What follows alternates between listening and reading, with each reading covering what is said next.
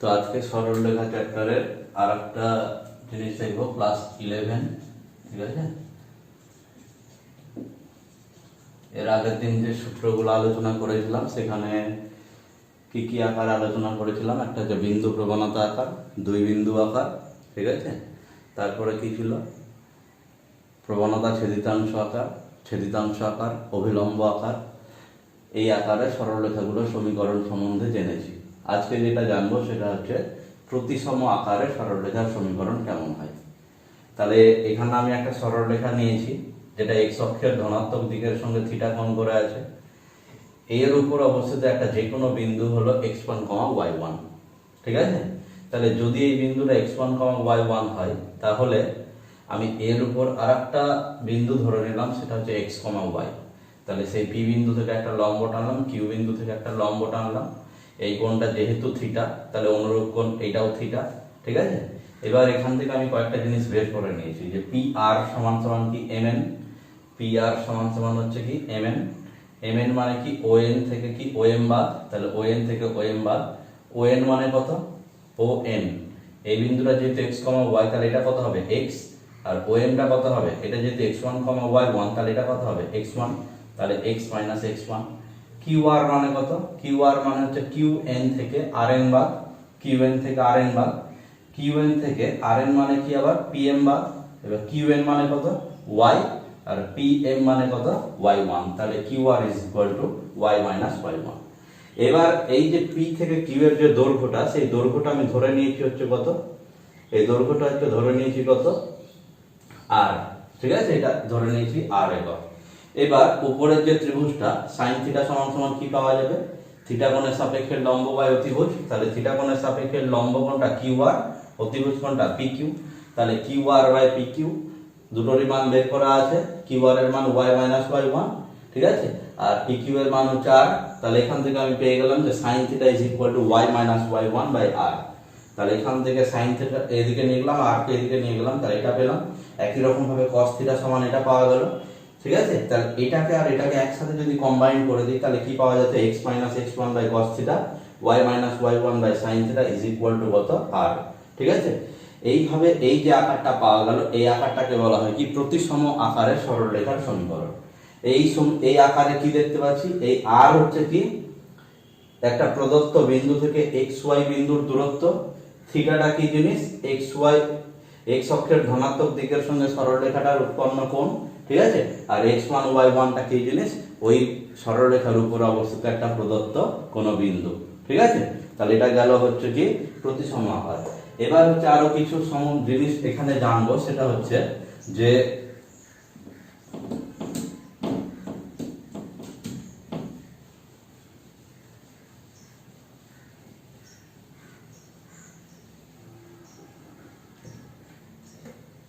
এখানে কিছু জিনিস জানবো, সেটা হচ্ছে যে কখন আমি তিনটা বিন্দুকে সমরেখ বলতে পারবো। ঠিক আছে, তিনটা বিন্দু দেওয়া আছে, সেই তিনটা বিন্দু কখন সমরেখ হবে। ঠিক আছে, তাহলে তিনটা বিন্দুকে সমরেখ প্রমাণ করার জন্য আমরা আগের চ্যাপ্টারে একটা পদ্ধতি শিখেছিলাম যে এই বিন্দু তিনটা দ্বারা উৎপন্ন ত্রিভুজের ক্ষেত্রফল কত হবে, 0 হবে। ঠিক আছে, এখানে আরেকটা পদ্ধতিতে আমরা তিনটা বিন্দুকে সমরেখ প্রমাণ করতে পারবো, সেটা হচ্ছে যে আমি এই তিনটা বিন্দুর মধ্যে যে কোনো দুটো বিন্দু দিয়ে দুই বিন্দু আকারে সরলরেখার সমীকরণটা বের করব।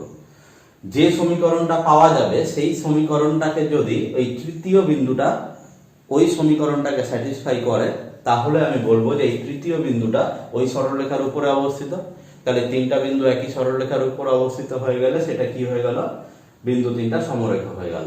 তাহলে এখন আমাদের কাছে তিনটে বিন্দুকে সমরেখ প্রমাণ করার জন্য দুটো পদ্ধতি, একটা হচ্ছে বিন্দু তিনটা দ্বারা উৎপন্ন ত্রিভুজের ক্ষেত্রফলকে 0 দেখিয়ে করতে পারি, আর একটা হচ্ছে যে কোনো দুটো বিন্দু দিয়ে সমীকরণ বের করব, দিয়ে 3 নম্বর বিন্দুটা দেখবো ওই সমীকরণটাকে স্যাটিসফাই করছে কি করছে না।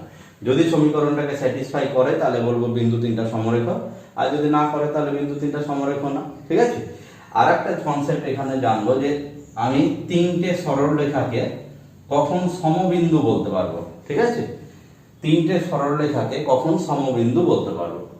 তাহলে তিনটে সরলরেখা আমি ধরে নিলাম যে এখানে হচ্ছে একটা সরলরেখা দেওয়া আছে 3x + 4y is equal two হচ্ছে 12। আর একটা ধরে নিলাম 4x minus 3y is equal two হচ্ছে 5, আর একটা দিয়ে দিলাম x is equal two x plus y is equal two 5। ঠিক আছে, তাহলে আমাকে কি করতে হবে, এই তিনটে সরলরেখার মধ্যে যে কোনো দুটো সরলরেখার সমীকরণকে সমাধান করে x আর y এর মান বের করতে হবে। আমি ধরে নিলাম যে এই দুটো সমীকরণকে সমাধান করে x আর y এর মান বের করলাম। ধরে নিলাম যে x এর মান পাওয়া গেল আলফা আর y এর মান পাওয়া গেল বিটা। ঠিক আছে, তাহলে আলফা কমা বিটা হবে কি, এই সরলরেখা দুটোর ছেদ বিন্দুর স্থানাঙ্ক। আমি মনে করলাম যে এই সরলরেখা দুটো হলো এইটা আর এটা, তাহলে এই যে বিন্দুটা সেটা কোন বিন্দুর স্থানাঙ্ক হবে, এই বিন্দুটা। তাহলে এই বিন্দুটা এবার যদি এই তৃতীয় সমীকরণটাকে স্যাটিসফাই করে, তাহলে আমি বলবো যে এই সরলরেখা তিনটা একটা নির্দিষ্ট বিন্দুগামী, অর্থাৎ সরলরেখা তিনটা কি সমবিন্দু। তাহলে যখন তিনটে সরলরেখাকে সমবিন্দু প্রমাণ করতে বলবে তখন হচ্ছে আমরা এইভাবে প্রমাণ করব। আর একটা জিনিস এখানে জানবো যে যখন দুটো সরলরেখার সমীকরণ দিবে, ঠিক আছে, দুটো সরলরেখার সমীকরণ দিবে, দিয়ে বলবে যে এই সরলরেখা দুটো ছেদ বিন্দুগামী একটি সরলরেখার সমীকরণ নির্ণয় করো। তাহলে এখানে কি দিয়েছে, দুটো সরলরেখার সমীকরণ দিয়ে দিয়েছে। ঠিক আছে, তাহলে এখানে মনে করলাম এটা একটা সরলরেখা, এটা একটা সরলরেখা, আমাকে বের করতে বলছে যে এই সরলরেখার দুটোর যে ছেদ বিন্দু হলো এটা, এই ছেদ বিন্দু দিয়ে যাবে এরকম যে কোনো একটা সরলরেখার সমীকরণ বের করতে হবে। তার মানে সেই সরলরেখাটা এরকম হতে পারে, সেটা এরকম হতে পারে, সেটা এরকম হতে পারে, যে কোনো হতে পারে। অর্থাৎ প্রথম সরলরেখা দুটোর ছেদ বিন্দুগামী একটা যে কোনো সরলরেখার সমীকরণ কিভাবে বের করতে হবে, যদি আমাকে বলে যে এই সরলরেখা দুটোর ছেদ বিন্দুগামী সরলরেখার সমীকরণ, তখন নিয়মটা হচ্ছে প্রথম যে সমীকরণটা আছে সেই প্রথম সমীকরণের সম্পূর্ণ পার্টটাকে বাঁ দিকে নিয়ে আসতে হবে। ঠিক আছে, প্রথম সমীকরণের সম্পূর্ণ পার্টটাকে বাঁ দিকে নিয়ে আসতে হবে, 3x + 4y - 12। ঠিক আছে, প্লাস কি হবে, একটা যে কোনো ধ্রুবক k ইনটু কি হবে, দ্বিতীয় সমীকরণটার পুরো পার্টটা বাঁ দিকে, অর্থাৎ কত, 4x - 3y, ঠিক আছে, -5 ইজ ইকুয়াল টু কত, 0। অর্থাৎ দুটো সরলরেখার যদি ছেদ বিন্দুগামী কোনো সরলরেখার সমীকরণ বের করতে বলে, তাহলে তার নিয়মটা হচ্ছে কি এইরকম, প্রথম সমীকরণ প্লাস k ইনটু দ্বিতীয় সমীকরণ ইজ ইকুয়াল টু কত, 0। তাহলে এইভাবে আমরা কি বের করতে পারবো, যে দুটো সরলরেখার ছেদ বিন্দুগামী একটা যে কোনো সরলরেখার সমীকরণ। ঠিক আছে,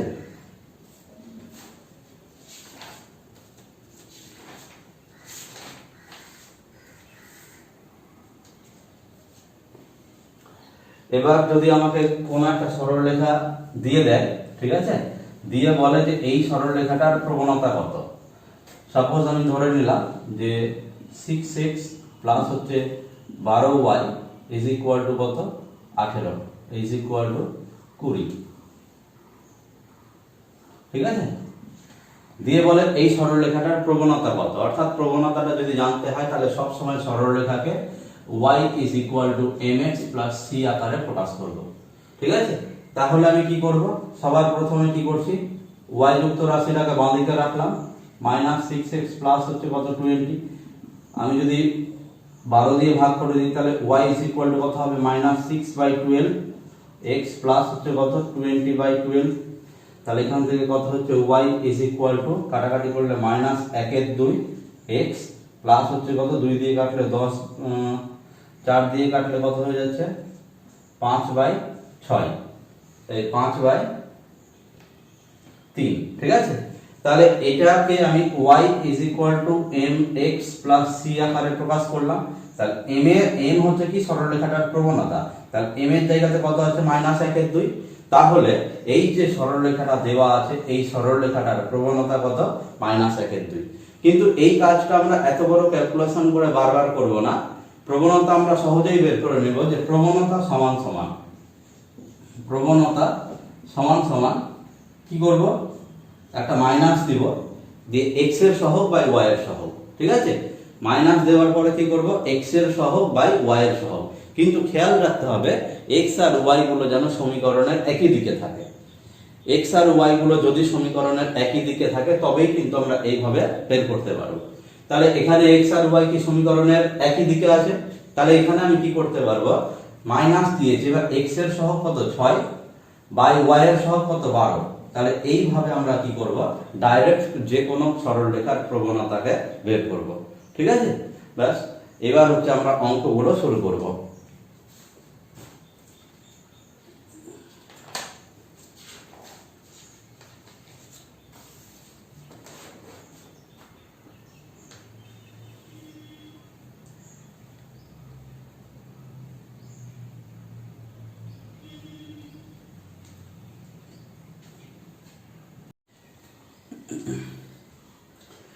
এবার আমরা প্রথম যে অঙ্কটা করব যে n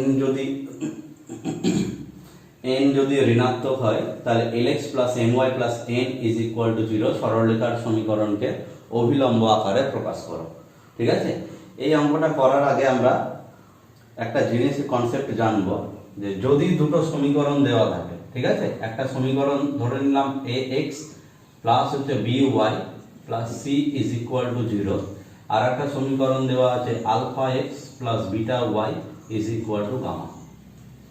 যদি এমন হয় যে এই দুটো সমীকরণ দ্বারা কোনো একটা নির্দিষ্ট সরলরেখাকেই প্রকাশ করা হয়, অর্থাৎ সমীকরণ দুটো কিন্তু সরলরেখা হচ্ছে একটাই, যদি এই রকম ঘটনা হয় যে দুটো সমীকরণ দ্বারা একটা কোনো নির্দিষ্ট সরলরেখাকেই সূচিত করা হয়, তবে এই সমীকরণ দুটোর কি হবে, যে কনস্ট্যান্ট যে হচ্ছে চলরাশিগুলো থাকবে তাদের যে কোএফিসিয়েন্ট গুলো মানে সহগগুলো থাকবে তাদের অনুপাতের সাথে ধ্রুবক পদের অনুপাতটা সমান হবে।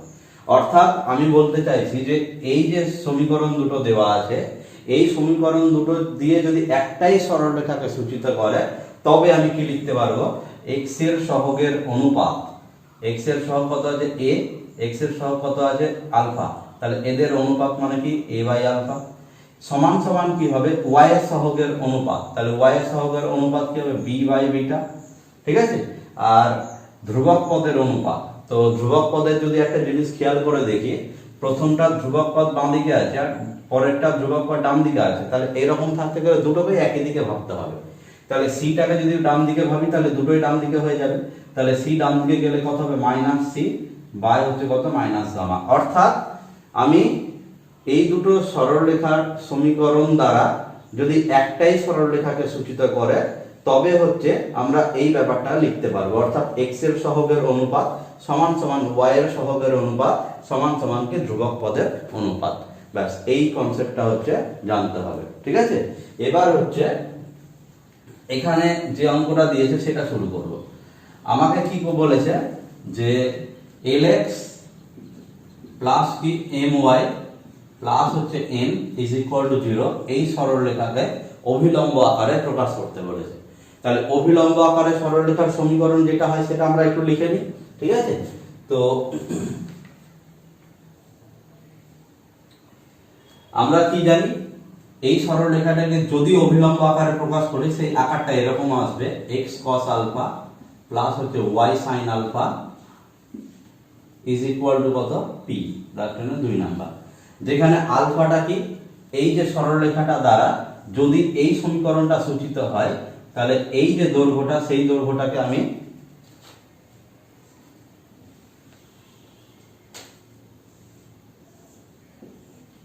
যদি এই lx plus my plus n দ্বারা এই সমীকরণটাকে সূচিত করে তাহলে আমি ধরে নিচ্ছি যে এটা হচ্ছে তার উপর মূলবিন্দু থেকে লম্ব, তাহলে এর দৈর্ঘ্যটা p আর এটা যদি আলফা হয় তবে এই সমীকরণটা কি হবে অভিলম্ব আকার হবে হচ্ছে এটা। তার মানে এই সমীকরণটারই অভিলম্ব আকার যদি এটা হয় তাহলে এই সমীকরণ দুটো দ্বারা একটাই কোনো নির্দিষ্ট সরলরেখার সমীকরণ, এই দুটো সমীকরণ দ্বারা একটাই কোনো সরলরেখাকে সূচিত করছে, তাহলে আমি সাথে সাথে কি লিখতে পারবো এদের x এর সহগের অনুপাত সমান সমান y এর সহগের অনুপাত সমান সমান ধ্রুবক পদের অনুপাত। তাহলে এখানে কি লিখবো, যেহেতু 1 ও 2 নং সমীকরণ দ্বারা একটি সরলরেখাকে সূচিত করে তাই নিচের লাইনে কি লিখতে পারবো l বাই x এর সহগ বাই x এর সহগ, তাহলে কত হবে l by cos alpha is equal to কত হবে y এর সহগ m, তাহলে m বাই কত sin আলফা। ঠিক আছে, ইজ ইকুয়াল টু এটাকে এদিকে পাঠিয়ে দিচ্ছি তাহলে মাইনাস n বাই কত p। ঠিক আছে, এবার হচ্ছে এখান থেকে আমি কি পেয়ে যাচ্ছি sin আলফা আর cos আলফার মানটাকে বের করে নিতে চাইছি, তাহলে সাইন আলফা আর কস আলফার মান কত হবে এখান থেকে? অতএব সাইন আলফা সমান সমান এটা এদিকে গেল, এটা আর এটা এদিকে আসলো, তাহলে কত হচ্ছে এমপি বাই কত মাইনাস এন। আর কস আলফার মান কত হবে? কস আলফা সমান সমান কত? কস আলফা সমান সমান আমি লিখতে পারবো হচ্ছে এটা এদিকে গেল, এটা এদিকে আসলো, এটা এদিকে আসলো, তাহলে কত হচ্ছে এলপি বাই কত মাইনাস এন। এবার আমরা কি জানি যে সাইন স্কোয়ার আলফা প্লাস হচ্ছে কি cos square alpha is equal to কত 1। তাহলে মানগুলো বসিয়ে দিই।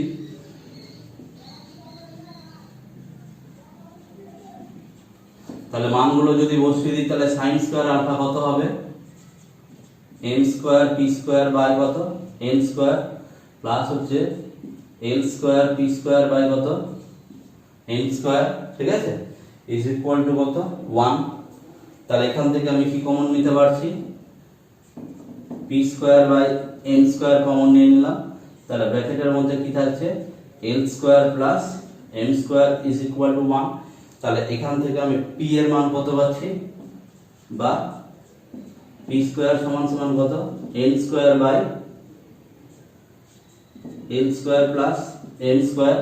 তাহলে এখান থেকে আমি কি করছি পি সমান সমান পরের লাইনে পি সমান সমান কত হয়ে যাচ্ছে এন বাই, ঠিক আছে, সামনে হচ্ছে একটা প্লাস মাইনাস নিয়ে নিলাম, n by root over l square plus p square, l square plus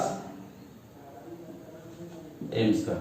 এবার একটা জিনিস দেখি, এই পিটা কি ছিল মূল বিন্দু থেকে সরলরেখাটার উপর লম্বের দৈর্ঘ্য। তাহলে এই পি তো নেগেটিভ হতে পারে না। যদি পি নেগেটিভ না হয় তাহলে আমার এখানে প্লাস মাইনাসের মধ্যে যে কোনো একটা সাইনকে সিলেক্ট করতে হবে। তাহলে আমরা প্লাস সিলেক্ট করব কি মাইনাস সিলেক্ট করব? কোন ক্ষেত্রে এই ডান দিকের রাশিটা পজিটিভ হবে সেটা একটু দেখি। এন বলে দিয়েছে ঋণাত্মক সংখ্যা, তার মানে এন হচ্ছে নিজে ঋণাত্মক। তাহলে এই যদি ঋণাত্মক হয় তাহলে সামনে মাইনাস নিই যদি, তাহলে মাইনাস আর একটা ঋণাত্মক সংখ্যা দিয়ে এটা কি হবে পজিটিভ হবে। অর্থাৎ এখানে যে পি এর যে মানটা, ঠিক আছে, সেই পি এর মানটাকে কি করতে হবে মাইনাস যদি নিই তাহলে মাইনাসটা নিতে গেলে ডান দিকের পুরো রাশিটা পজিটিভ হবে। কারণ পি তো দৈর্ঘ্য, পি তো কখনো ঋণাত্মক হতে পারে না। তাহলে পি এর মানটা কি হতে হবে পজিটিভ হতে হবে। তাহলে পি এর মানটা কখন পজিটিভ হবে? যখন হচ্ছে এন নিজে ঋণাত্মক, তার সাথে সামনে যদি একটা নেগেটিভ নিই তবে এটা পজিটিভ হবে, ঠিক আছে। তাহলে আমি এখানে প্লাস মাইনাস না নিয়ে শুধু মাইনাস কেন নিলাম?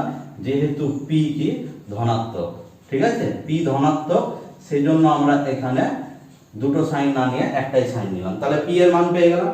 তাহলে কি করব আমরা এই পি এর মানটা এবার হচ্ছে এখানে বসিয়ে দিব সাইন আলফা কস আলফা, আর পি সবগুলোকে বসিয়ে দিব। তাহলে এখানে দেখি কি পাওয়া যাচ্ছে। অতএব পি এর মান যেহেতু এটা পেয়ে গেছি তাহলে এখান থেকে সাইন আলফা কত হয়ে যাচ্ছে? তাহলে সাইন আলফা সমান সমান কত এম বাই মাইনাস এন, ঠিক আছে, m by minus n into p মানে কত মাইনাস এন বাই কত root over l square plus m square. তাহলে মাইনাস এন এর সাথে মাইনাস এন কেটে গেল, তাহলে এম বাই কত পাওয়া গেল root over l square plus m square, এটা গেল সাইন আলফা। একই রকম ভাবে কস আলফা কত হচ্ছে? কস আলফা সমান সমান হচ্ছে কত l by minus n into p. তাহলে এল বাই হচ্ছে মাইনাস এন ইন্টু পি এর মান কত? পি এর মান কত minus n by root over l square plus m square. তাহলে এখানে মাইনাস এন কেটে গেল, তাহলে এল বাই রুট ওভার কত এল স্কোয়ার প্লাস হচ্ছে এম স্কোয়ার।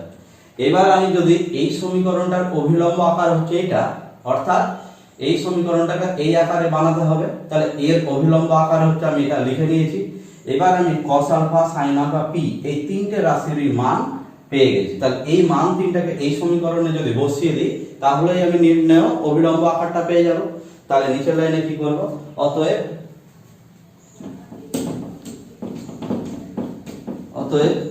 নির্ণয় প্রদত্ত সরলরেখার অভিলম্ব আকার, ঠিক আছে। তার মানে এর ডাইরেক্ট এবার আমি কি করছি অভিলম্ব আকারটা লিখছি, ঠিক আছে। তাহলে অভিলম্ব আকার কি হচ্ছে? অভিলম্ব আকারটা তাহলে কি হচ্ছে x ইনটু cos আলফার মান। তাহলে cos আলফা কত l by root over l square plus n square plus y into sine alpha, sine আলফার মান কত m by root over l square plus m square, ঠিক আছে, ইকুয়াল টু পি এর মান কত minus n by root over l square plus m square. তাহলে এই যে আকারটা পাওয়া গেল, এই আকারটাকে কি বলা হচ্ছে, এই সরল রেখার অভিলম্ব আকার, ঠিক আছে। তাহলে এখানে একটা জিনিস আমি খেয়াল করে যদি দেখি, তাহলে এটা আমরা একদম নিয়ম অনুসারে করলাম, এরপর থেকে আমরা এটাকে সূত্র হিসাবে ব্যবহার করব। অর্থাৎ কোন একটা সমীকরণ যদি দেওয়া থাকে, তাহলে সেই সমীকরণটাকে এই আকারে যদি প্রকাশ করে দিই, তাহলে সেটা হয়ে যাবে কি ওই সরলরেখার অভিলম্ব আকার। কিরকম ভাবে প্রকাশ করব যদি খেয়াল করে দেখি, তাহলে এখানে কি দেখতে পাচ্ছি,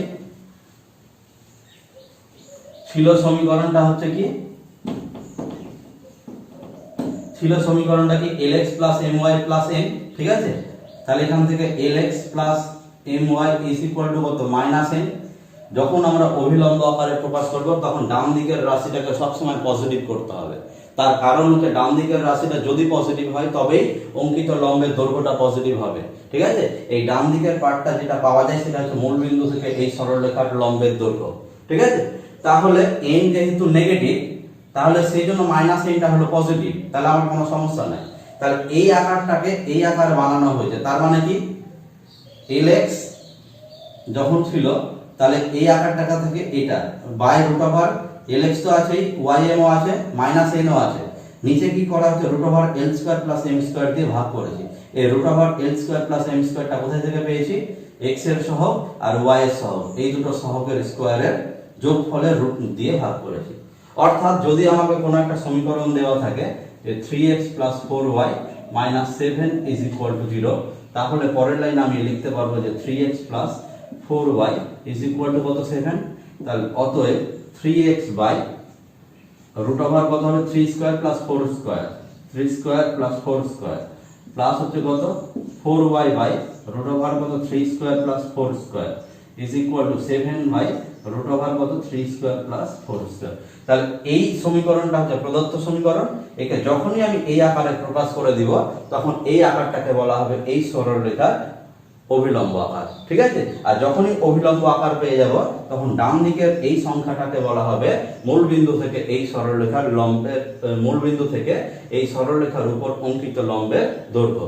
অর্থাৎ এটা সমান সমান কত পাওয়া যাচ্ছে 7/5। তাহলে আমি কি বলতে পারবো যে মূল বিন্দু থেকে এই সরলরেখার উপর অঙ্কিত লম্বের দৈর্ঘ্য কত 7/5 একক। তাহলে এই যে অঙ্কটা করলাম, এই অঙ্কটাকে এবার থেকে আমরা অভিলম্ব আকারের সূত্র হিসাবে ব্যবহার করব, ঠিক আছে। তারপরে হচ্ছে 5 নম্বর অঙ্কটা করব। পুরাতন বই যেহেতু সবার বইয়ের সাথে প্রশ্ন মিলতে, মানে প্রশ্ন নাম্বারটা নাও মিলতে পারে, আমি অঙ্কটা বলে দিচ্ছি, একটু দেখে নিতে হবে। বলেছে x cos alpha plus y sin alpha is equal to p, সরল রেখা অক্ষ দুটির সঙ্গে যে ত্রিভুজ উৎপন্ন করে তার ক্ষেত্রফল নির্ণয় করো, ঠিক আছে। তাহলে যেটা দিয়েছে একটু টুকে নিই।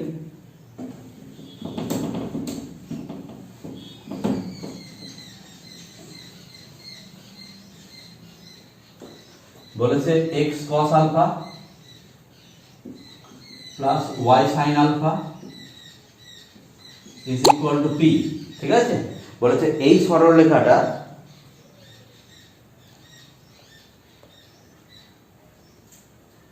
সরলরেখাটা স্থানাঙ্ক অক্ষ দুটোর সঙ্গে যে ত্রিভুজ উৎপন্ন করে তার ক্ষেত্রফল নির্ণয় করো।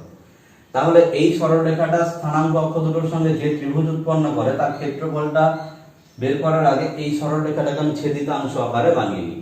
তাহলে যদি ছেদিতাংশ আকারে বানাই, আকারটা কি ছিল x/a plus y/b is equal to 1। তাহলে আমাকে এই ফরম্যাটে নিয়ে আসতে হবে, অর্থাৎ x cos alpha by p plus হচ্ছে কি y sin alpha by p is equal to 1, অর্থাৎ ডান দিকেরটা বানিয়ে নিয়েছি, কিন্তু উপরে শুধু x থাকবে। তাহলে পরের লাইনে কি লিখতে পারবো x by p by cos alpha plus হচ্ছে কি y by p by sin alpha, অর্থাৎ cos আলফাটা উপরে চলে যাচ্ছে, মানে আগের লাইন থেকে এটা পাওয়া যায়, ইজ ইকুয়াল টু কত 1। তাহলে এই সমীকরণটাকে ছেদিতাংশ আকারে বানিয়ে আমি সাথে সাথে কি বলতে পারছি, তাহলে এই সরলরেখাটা যদি এই সরলরেখাটা হয়, তাহলে এই বিন্দু আর এই বিন্দুর স্থানাঙ্কটা পেয়ে যাব। এই বিন্দুর স্থানাঙ্কটা এই ক্ষেত্রে কি হয়, এই ক্ষেত্রে হচ্ছে এটা কি হয় a, 0 আর এটা কি হয় 0, b। তাহলে এই ক্ষেত্রে এর স্থানাঙ্কটা কি হবে p বাই cos আলফা, কমা হচ্ছে 0, আর এই বিন্দুটা কত হবে 0, p বাই sin আলফা। ঠিক আছে, তাহলে এই বিন্দুটা যদি p বাই cos আলফা, 0 হয়, তাহলে এই দৈর্ঘ্যটা কত একক হবে, এই দৈর্ঘ্যটা হবে p বাই cos আলফা। ঠিক আছে, p বাই cos আলফা এত একক, আর এই দৈর্ঘ্যটা কত হবে p বাই sin আলফা একক। অর্থাৎ এই যে ত্রিভুজটা, এই ত্রিভুজের ক্ষেত্রফল সমান সমান কি হয়ে যাচ্ছে হাফ ইনটু ভূমি। ঠিক আছে, হাফ ইনটু ভূমি ইনটু কত উচ্চতা। তাহলে এখান থেকে আমরা কি পেয়ে গেলাম এত বর্গ একক। তাহলে এটা হয়ে গেল কি p square by 2 sin alpha cos alpha. এবার ত্রিকোণমিতিতে একটা ফর্মুলা আছে যে 2 sin আলফা cos আলফা মানে হচ্ছে কি sin 2 আলফা। ব্যাস, তাহলে এই যে ত্রিভুজটা, এই ত্রিভুজটার ক্ষেত্রফল আমরা পেয়ে গেলাম কত p square by sin 2 alpha বর্গ একক। ঠিক আছে, এবার আমরা করব, বলেছে একটি বর্গক্ষেত্রের দুটি বাহু দিয়ে দিয়েছে। ঠিক আছে, বলেছে সরলরেখা দ্বয়ের অংশ, তাহলে বর্গক্ষেত্রটির ক্ষেত্রফল নির্ণয় করো।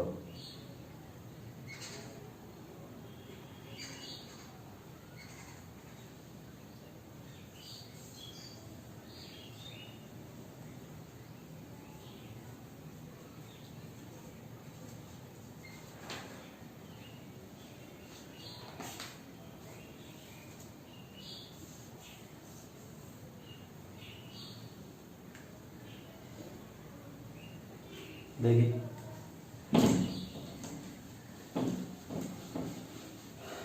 বলেছে একটা বর্গক্ষেত্রের ছবি এঁকে নি।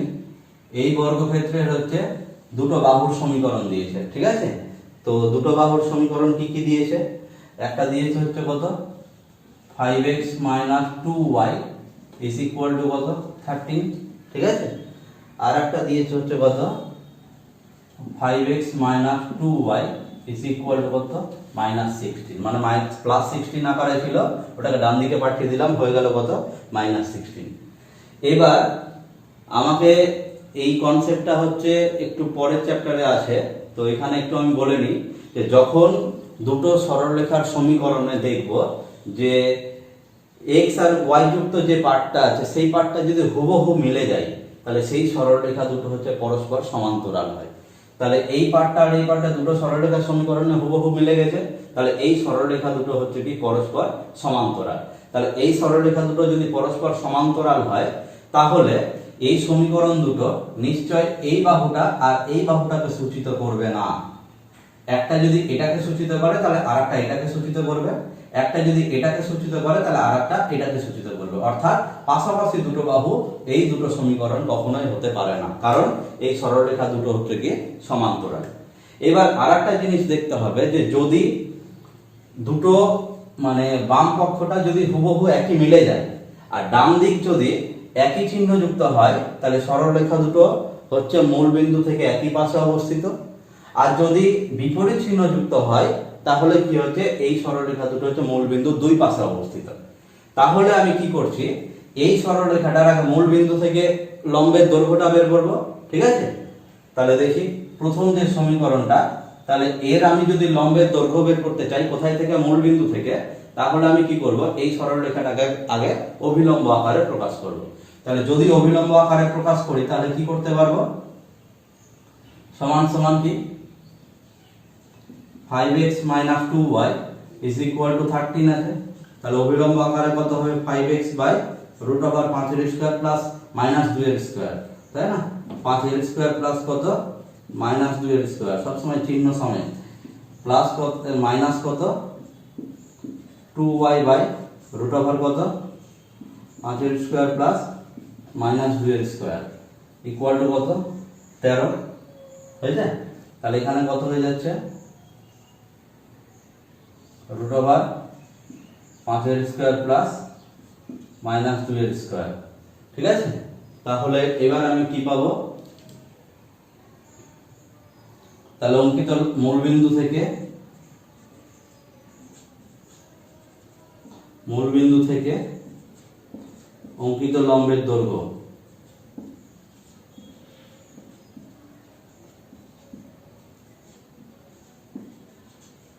অঙ্কিত লম্বের দৈর্ঘ্য কত একক হবে? 13/√25 প্লাস 4 মানে √29 একক। ঠিক আছে, এবার একই নিয়মে এই দ্বিতীয়টাকে যদি করি তাহলে মূল বিন্দু থেকে এর উপর অঙ্কিত লম্বের দৈর্ঘ্যটা কত হবে? এটা হচ্ছে 1 এর উপর। ঠিক আছে, এবার 2 নং সরলরেখার উপর কি হবে?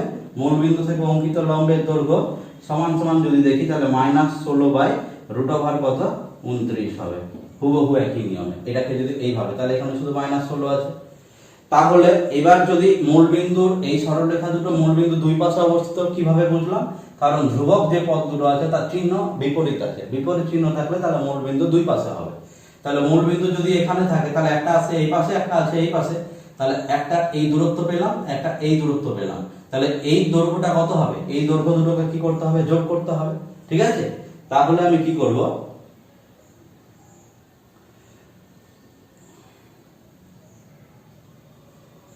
দৈর্ঘ্য যেহেতু কখনো নেগেটিভ হয় না, তাহলে এই দৈর্ঘ্যগুলোতে না মড দিয়ে দিচ্ছি।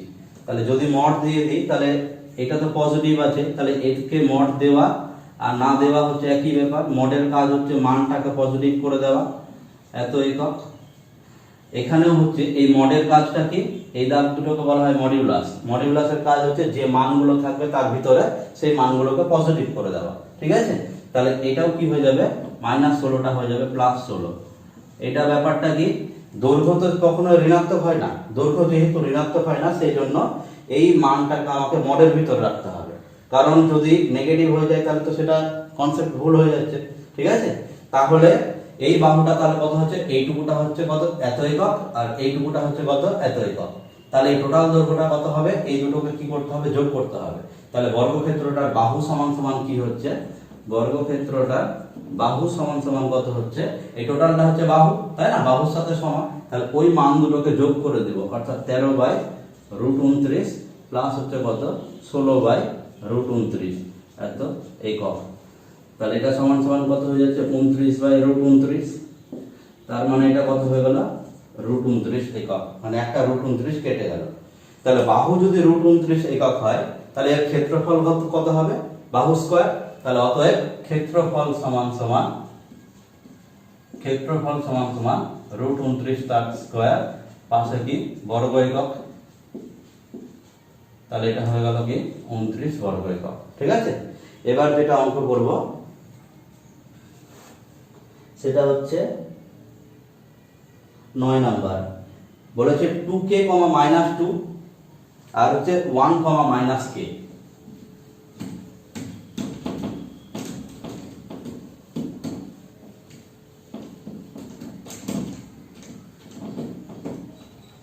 বলেছে কত? 2k,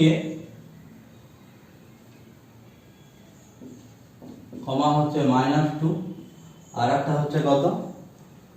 1, -k। ঠিক আছে, 1, -k। বলেছে এই বিন্দু দুটোর সংযোজক সরলরেখার প্রবণতা বলে দিয়েছে কত? -2। ঠিক আছে, তাহলে k এর মান নির্ণয় করো। তাহলে দুটো বিন্দু জানা থাকলে আমরা সাথে সাথে তার প্রবণতা বের করতে পারি। তাহলে আমরা কি লিখতে পারবো?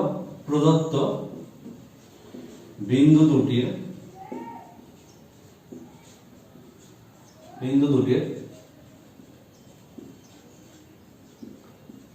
সংযোজক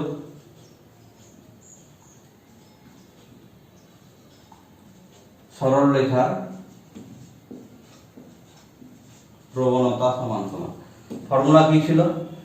একটা বিন্দু যদি জানা থাকে x1, y1 আর একটা বিন্দু যদি x2, y2 জানা থাকে, তাহলে এই বিন্দু দুটোর সংযোজক সরলরেখার প্রবণতার ফর্মুলা কি ছিল? যে প্রবণতা সমান সমান y2 - y1 বাই হচ্ছে কত? x2 - x1। তাহলে এই সূত্রের সাহায্যে করব। তাহলে এখানে আমি কি করব? y2 - y1 মানে কি? দ্বিতীয়টা মাইনাস দ্বিতীয়টা, অর্থাৎ কত?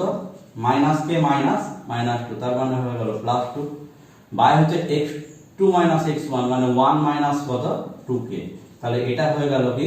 এই দুটো সরলরেখার সংযোজক, মানে এই দুটো বিন্দুর সংযোজক সরলরেখার প্রবণতা। প্রশ্ন অনুসারে এই প্রবণতার মানটা কত দিয়েছে? বলে দিয়েছে যে মাইনাস কে প্লাস টু বা হচ্ছে 1 মাইনাস 2k, অর্থাৎ এই যে প্রবণতাটা, এই প্রবণতাটা হচ্ছে মাইনাস 2 এর সাথে সমান।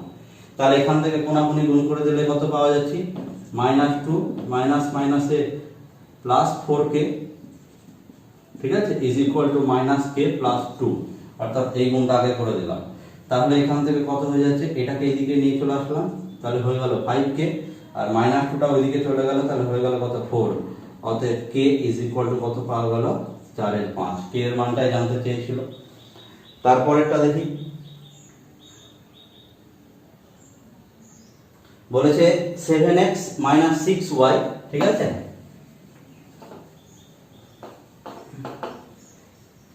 বলেছে 7x minus 6y is equal two 20, ঠিক আছে। বলেছে এই সরলরেখার উপরে এমন একটা বিন্দুর স্থানাঙ্ক নির্ণয় করতে হবে যার কোটি ভুজের দ্বিগুণ। তাহলে এর উপর অবস্থিত এমন একটা বিন্দুর স্থানাঙ্ক নির্ণয় করতে হবে যার কোটি কি ভুজের দ্বিগুণ। তাহলে আমি ধরে নিলাম, ধরি নির্ণয় বিন্দুটি কেমন হতে হবে, কোটি ভুজের দ্বিগুণ। তাহলে ভুজ যদি আমি h ধরি, তাহলে কোটি তার দ্বিগুণ, অর্থাৎ কত হবে 2h। বলেছে এমন বিন্দুটা কেমন হবে, যার হচ্ছে ভুজ কোটি হচ্ছে কি ভুজের দ্বিগুণ, ঠিক আছে। তাহলে আমি ভুজ ধরেছি কত h, তাহলে কোটি কত হবে, তার দ্বিগুণ মানে 2h। তাহলে এই বিন্দুটা এর উপর অবস্থিত। যখনই কোনো একটা বিন্দু একটা সরলরেখার উপরে অবস্থিত হবে, তখন সেই বিন্দুটা সেই সমীকরণকে স্যাটিসফাই করবে। আর বিন্দুটা সমীকরণকে স্যাটিসফাই করবে, এর অর্থটা হচ্ছে কি যে সেই বিন্দুর ভ্যালুগুলোকে কি করতে হবে, x আর y এর জায়গাতে পুট করতে হবে। অর্থাৎ x এর মান আমি h বসাবো, অর্থাৎ x এর জায়গাতে h বসাবো, আর y এর জায়গাতে কত বসাবো, 2h বসাবো। তার মানে যখন কোনো একটা বিন্দু একটা সমীকরণকে স্যাটিসফাই করবে, তখন সেই বিন্দুর ভুজ অর্থাৎ x এর মানটাকে x এর জায়গাতে বসাতে হবে, y অর্থাৎ কোটি এর মানটাকে কি করতে হবে, y এর জায়গাতে বসাতে হবে। তাহলে কখন বসাতে পাবো, যখন সেই বিন্দুটা ওই সমীকরণের উপরে অবস্থিত হবে, ঠিক আছে। যদি অবস্থিত না হয় তাহলে বসাতে পাবো না। এখানে তো বলে দিয়েছি যে এই বিন্দুটা এর উপর অবস্থিত, তাহলে সাথে সাথে আমি কি লিখতে পারবো, অতএব h, 2h বিন্দুটি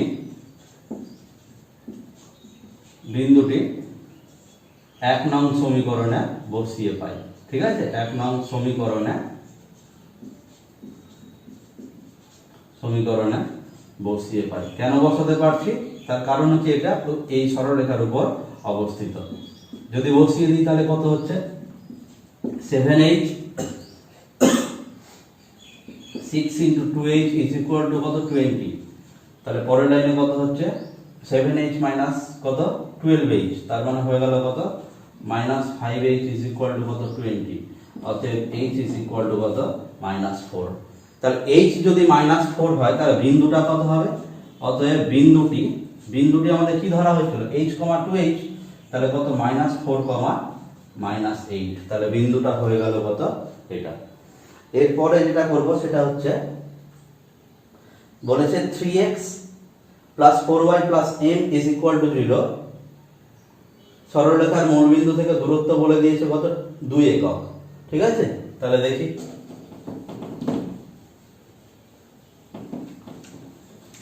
সরলরেখাটা কি বলেছে, 3x plus 4y plus m, 3x plus 4y plus m is equal to 0।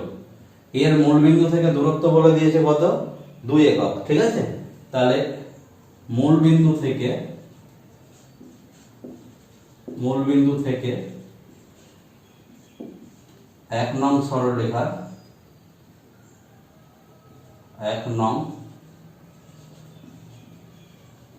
সরলরেখার ওপর অঙ্কিত লম্বের দৈর্ঘ্য। তার মানে কি, এই সরলরেখাটাকে কি করতে হবে, অভিলম্ব আকারে বানাতে হবে। তাহলে অভিলম্ব আকারে বানানোর জন্য আমি এটাকে কি করতে পারি, দেওয়া আছে কত, 3x প্লাস হচ্ছে কত, 4y ইজ ইকুয়াল টু হচ্ছে -m, তাহলে পরের লাইনে কত হয়ে যাচ্ছে 3x বাই রুট ওভার 3 এর স্কয়ার প্লাস 4 এর স্কয়ার, তাহলে কত হয়ে যাচ্ছে 3 এর স্কয়ার প্লাস 4 এর স্কয়ার প্লাস কত 4y বাই কত রুট ওভার 3 এর স্কয়ার প্লাস 4 এর স্কয়ার ইজ ইকুয়াল টু কত minus m by root over 3 এর স্কয়ার প্লাস 4 এর স্কয়ার। তাহলে কি হবে দৈর্ঘ্য যেহেতু লম্বের দৈর্ঘ্য তাহলে কি বললাম ডান দিকের ভ্যালুটাকে সবসময় মডের ভিতর লিখবো, তাহলে mod of minus m by এর মান কত হয়ে যাচ্ছে 5, তাহলে একদম এই কত। তাহলে কি হবে এর মানটা বলে দিয়েছে বইয়ে কত প্রশ্নানুসারে mod of minus m by 5 এর মান কত 2, তাহলে আমি কি লিখতে পারবো মডের ভিতরে প্লাস মাইনাস তার কোনো ভ্যালু নাই, কারণ মডের ভিতরে যা থাকবে সেটা হয়ে যাবে কি মাইনাস থাকলে সেটাকে পজিটিভ করে দিবে ইজ ইকুয়াল টু কত 2। তাহলে একটা জিনিস মনে রাখতে হবে বাঁ দিক থেকে যখন আমি মডিউলাস ভ্যালু উঠাবো তখন ডান দিকে হচ্ছে প্লাস মাইনাস হবে, তাহলে এখান থেকে m এর মান কত হয়ে যাচ্ছে m এর মান হচ্ছে প্লাস মাইনাস কত 10, তাহলে m এর মানটা জানতে চেয়েছিল।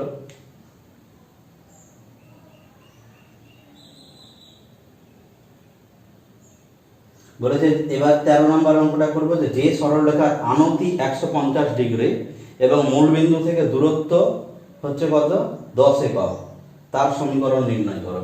দেখি একটা সরলরেখার কি বলেছে একটা সরলরেখার আনতি মানে x অক্ষের ধনাত্মক দিকের সঙ্গে কোণ কত 150 ডিগ্রি, ঠিক আছে।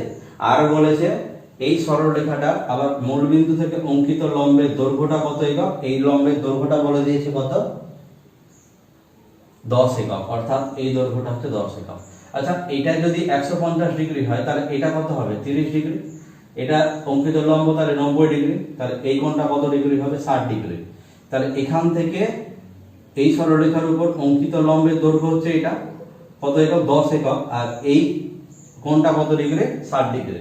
তাহলে সাথে সাথে আমরা কি এই সরলরেখাটার অভিলম্ব আকারে সমীকরণটা লিখতে পারবো। সমীকরণটা কি x cos আলফা প্লাস হচ্ছে y sin alpha is equal to p, মানে কত আলফার জায়গাতে কত আছে 60 আর p এর জায়গাতে কত আছে 10, তাহলে x cos alpha plus y sin alpha is equal to p, ঠিক আছে। তাহলে এখান থেকে আমি কি লিখতে পারবো x into cos 60 ডিগ্রি কত 1 2 প্লাস হচ্ছে y into sin 60 ডিগ্রি কত √3/2 is equal to কত p, তাহলে এখান থেকে পেয়ে গেলাম x plus √3y is equal to কত p কেন 10 is equal to কত 20, ঠিক আছে।